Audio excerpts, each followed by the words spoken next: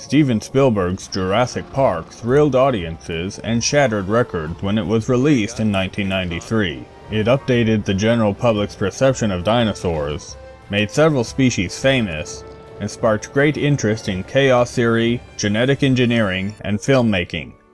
There is no question that Jurassic Park has had a huge impact on the world, but how does it hold up on its own? I think that the characters are very well developed considering that the main part of the story takes place over the course of one day. Dr. Grant, and to a lesser degree John Hammond and Gennaro, are the only ones to really change over the course of the movie, but that's enough for this type of film. The actors bring great believability to their characters and the situation. All the characters are unique, interesting, and contribute to the story. In movies of this type, there is usually one man that warns everyone that danger is coming. This role is filled by Jeff Goldblum as Dr. Ian Malcolm, but in an interesting twist, everybody else also has concerns with John Hammond's Park, at least until Gennaro lets the love of money override his common sense. We're gonna make a fortune with this place. Also, it isn't so much that Ian's arguments fall on deaf ears, it's that he makes his arguments in such an off-putting and borderline incoherent way that it overshadows some of the legitimate points that he is trying to make. John, the kind of control you're attempting is, it's not possible. Listen, if there's one thing the history of evolution has taught us, it's that life will not be contained. Life breaks free, it expands to new territories, and it crashes through barriers painfully, maybe even dangerously, but, well, there it is. There it is. So John Hammond is somewhat justified in his dismissive attitude toward him. The subplot of Ellie trying to get Alan to like kids is funny, and adds an element of growth to his character as he has to lead them through the park. The cloning techniques would not work as described, but at least there is enough real science here that it would probably come close to working. Although the bit about the animals being bred lysine-dependent as a control mechanism is silly, since many animals, and humans, can't manufacture lysine on their own anyway. Nevertheless, the science talk doesn't drag down the movie, but makes it even more interesting. The script is tight, with perfect pacing. Every scene moves the plot along, or develops the characters, or sets up the next movie. The dialogue is very well written, and while the movie takes itself seriously, there is quite a bit of humor, but it never feels forced or out of place. There are some problems with the script, like, why is Gennaro explaining all this to Juanito? Yes, the information benefits us, the audience, but what does he get out of it? And how did this raptor pull this guy into the cage? And how does it hold him up this high? And how is it doing all this while being shot and shocked with cattle prods by a dozen guys? And wouldn't the cattle prods shock Jeffrey and Muldoon? Why does Grant think that a Tyrannosaurus vision would be based on movement? What is he basing that off of? This looks cool, but it would shatter a Rex's legs rather than the tree.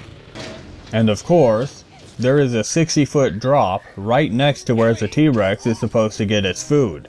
You'd think that they would be afraid that it would fall off. A T-Rex isn't an easy animal to replace. Nedry has a picture of a girl in a bikini on his computer. There are several instances of blasphemy and the D word. Dr. Sattler mouths something that might be the F word at one point. She is also fond of using the S word. There are several scenes of people being killed just off screen, and one shot of a man being shaken to death, and there is also a scene that shows a severed limb. The movie is full of great shots that don't call attention to themselves, but enhance the drama.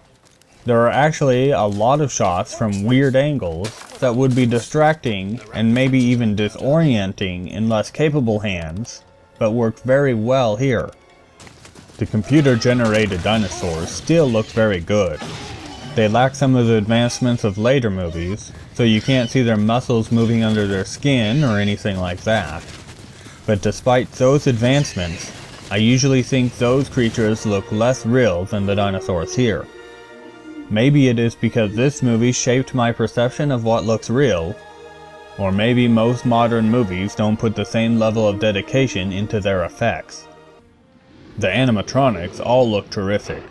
They are very expressive and seem like real animals.